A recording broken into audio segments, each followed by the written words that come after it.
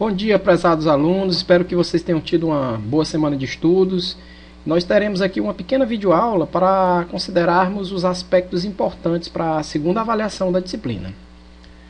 Então, vamos considerar aqui qual que será o conteúdo a ser abordado nessa segunda avaliação da disciplina. Bom, a gente viu que na primeira parte da disciplina nós vimos a parte mais básica da linguagem, a sintaxe da linguagem, né, os operadores, enfim, e as informações mais básicas. E agora, para essa segunda avaliação, nós temos dois momentos, né? Uma parte que é para que vocês estudem, né, que é a parte de trabalhar com formulários web em PHP, né, que a gente viu, é bem simples. Então, a sintaxe básica de um formulário nós vamos precisar, né, vai ser cobrado nessa avaliação.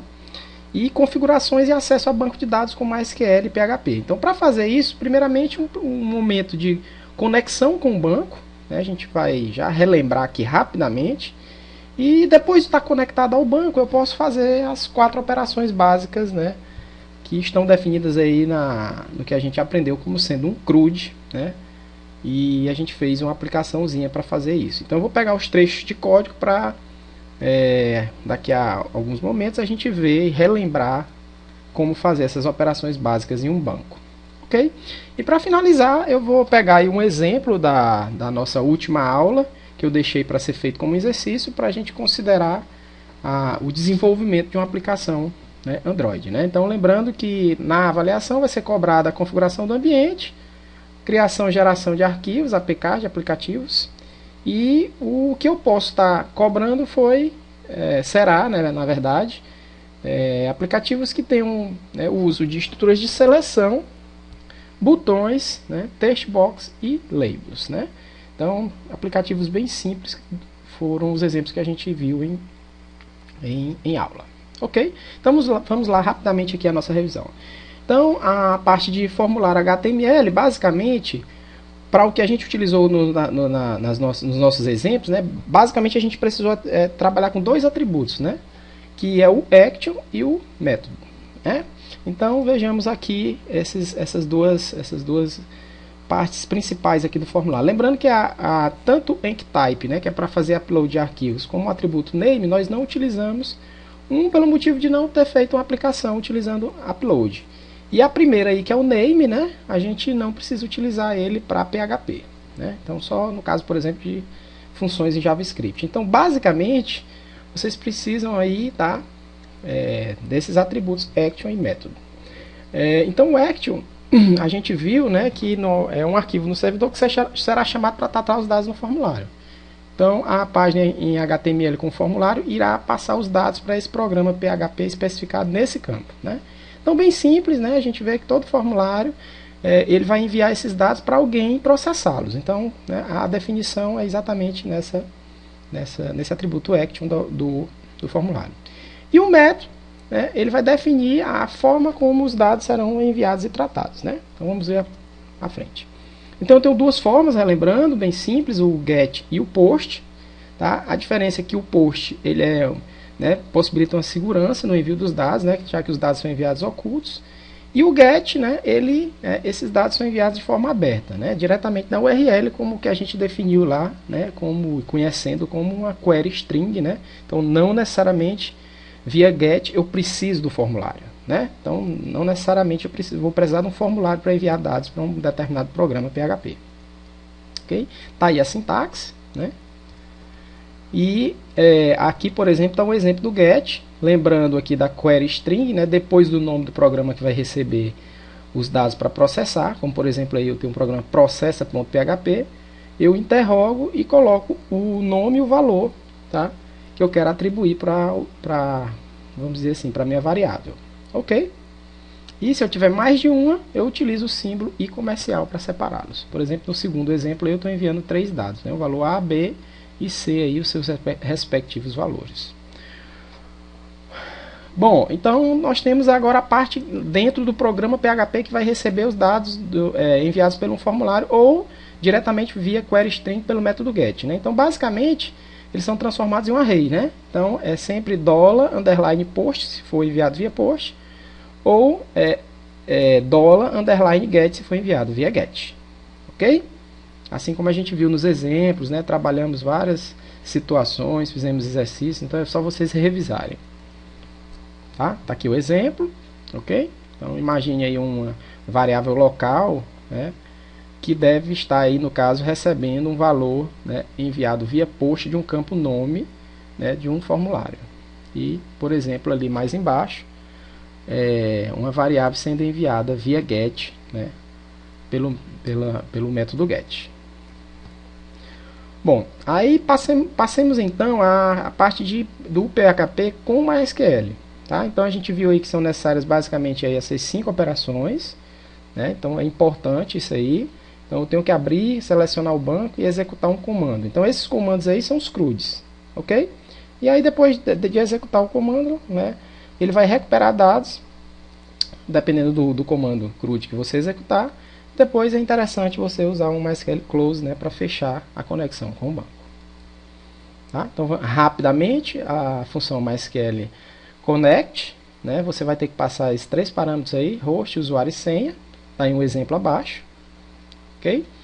O MySQL underline select underline db, você passa como parâmetro o nome do banco, ok?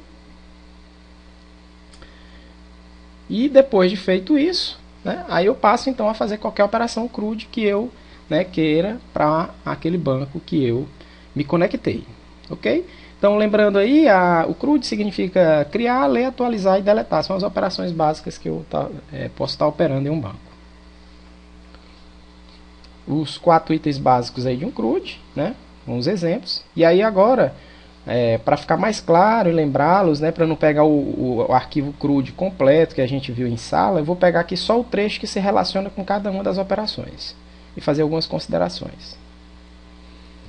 Por exemplo, um trecho do código que implementa um select. Então é bem simples, né? Então eu vou armazenar, por exemplo, uma variável local chamada consulta SQL e, né, ela vai receber essa string aí, ó, select asterisk from contatos, por exemplo. Então ele vai selecionar, né, todos os valores da tabela contatos, ok? E aí eu posso armazenar em outra variável result set, né, aquela função MySQL query, né, para executar, né, esse comando que eu guardei aí, né, através dessa string na linha acima. Okay? Nenhuma dúvida, bem simples, né, para selecionar os dados de uma tabela. Bom, se eu precisar fazer uma inserção, certo? Então vai ser da mesma forma, vou usar uma variável local para receber, para depois no result set executar uma SQL query, né, como a gente está vendo aí na última linha. Mas o trecho básico para fazer a inserção e a sintaxe é essa aí que a gente está vendo, insert em contatos, perdão, e o nome de todas os campos do banco e, né, depois values, os valores que normalmente aí, por exemplo, eu estaria recebendo, né, de um formulário, ou se eu tivesse setado localmente, né, para ser usado e cadastrado lá no meu banco, ok? No caso de um update, é importante sempre eu estar, antes do comando SQL, vamos dizer assim, eu estar passando o valor ou enviando, ou recebendo por alguma forma o valor de um campo chave, né? No caso aqui, por exemplo, um ID, para eu saber qual o contato que eu quero atualizar. Ok, esse é o único detalhe importante. No caso do comando dos anteriores eu não precisei fazer isso. E aí depois disso, então, eu vou fazer um update. Update, contato, set. Aí vou colocar aí o nome de cada campo, né? Recebendo o valor da variável local ou recebida via formulário. Tá? O query ID, ou seja, para fazer essa atualização, ele vai atualizar para um determinado registro da minha tabela, ok? Pronto, e aí depois eu executo a consulta, né? Vamos dizer assim, a operação do banco que está armazenado aí na string consulta SQL, no caso, ok? E para finalizar o delete, né? Então o delete, assim como a gente viu aqui no update, eu preciso identificar qual registro que eu quero apagar. Tá? Então lá no caso do nosso CRUD, a gente viu que a gente mandou via get, né, a informação, quando eu clicava lá no botão deletar, né, e juntamente eu enviava, né, via get o valor desse deletar, seja o qual seria o registro que eu queria deletar, né? Mas a sintaxe básica aí seria delete from contatos, o query, né, o ID que eu quero deletar da minha tabela. Ok, pessoal? Então, vocês devem atentar para todas essas sintaxes, né, para que na avaliação, quando forem feitos questionamentos a respeito desses comandos, né, tanto de conexão, de fechamento do banco, como das estruturas aqui do CRUD, né, vocês possam, né, responder sem nenhum problema. Ok? Bom, para a segunda parte aí da nossa parte web, né, que foi um aplicativo Android, certo? Eu vou abrir aqui o ambiente do App Inventor e considerar aqui o exemplo que foi o exercício que foi passado para vocês, né? Então imagine que o que foi pedido fosse, por exemplo, criar um aplicativo Android que permitisse digitar duas notas e após clicar no botão calcular, ele deveria mostrar em duas labels o valor da média das duas notas e logo abaixo a situação de acordo com a média. Tá? Então eu dei inclusive uma telazinha, né, para que vocês pudessem tomar como conhecimento. E então, a partir dessa lógica aqui, né, eu teria que resolver e criar o aplicativo. Então vamos ver aqui rapidamente. Tá? Então observe aqui que eu criei uma telazinha com algumas labels, ó, 1, 2, 3, né, 4, 5, 6 labels, sendo que essas labels aqui, resultado e situação, tá? Eu chamei aqui de média, tá? E situação para aparecer aqui, né? E essa média aqui do aluno vai simplesmente aqui aparecer como uma label que não vai sofrer alterações quando clicado no botão calcular, e as outras aqui eu nem renomeei, ok? Bom, então nessa lógica aqui eu também renomeei aqui essas duas text box para nota 1 e nota 2, né? Que são essas duas, né, text box aqui para receber o valor.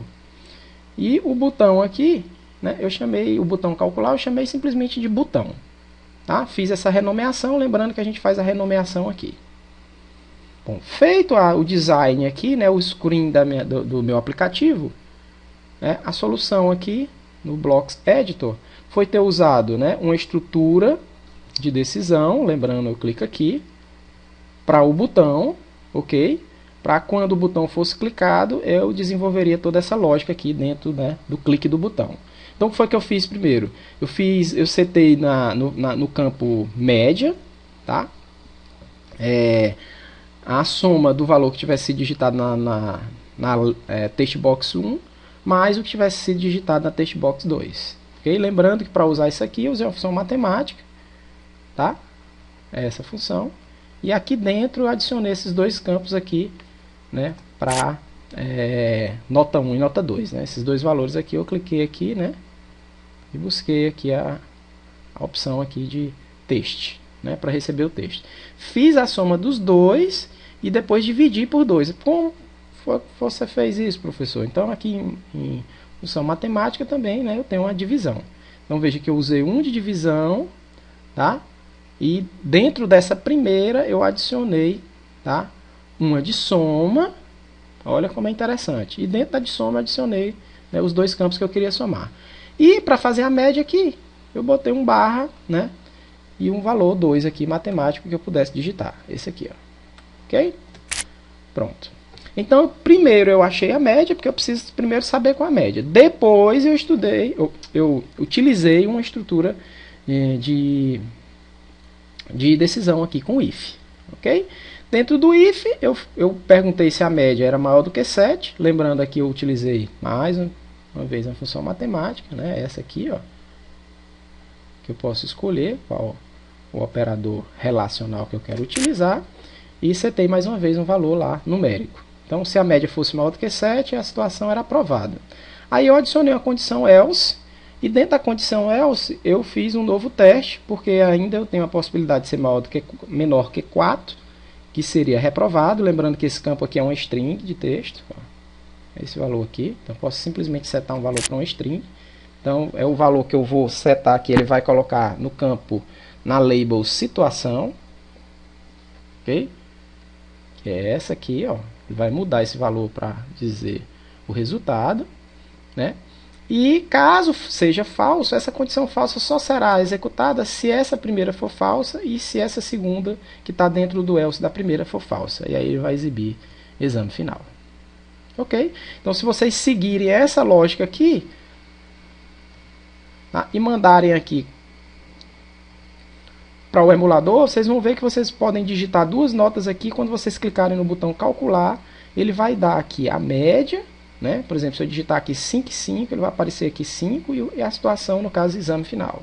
Se eu botar duas notas menores do que 4, por exemplo, 2 e 2, vai aparecer aqui 2 e aqui a situação reprovada.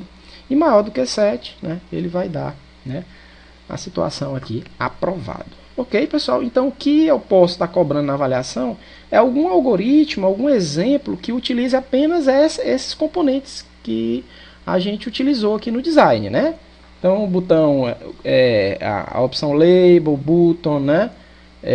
Text Box, enfim. Ou como na primeira aplicação que a gente utilizou uma imagezinha também. Ok, pessoal? Então, eu vou ficando por aqui. Eu desejo que vocês tenham uma boa continuação do restante do curso, né? E estamos às ordens, né? No e-mail, qualquer dúvida que vocês tiverem, estarei à disposição. Um abraço a todos.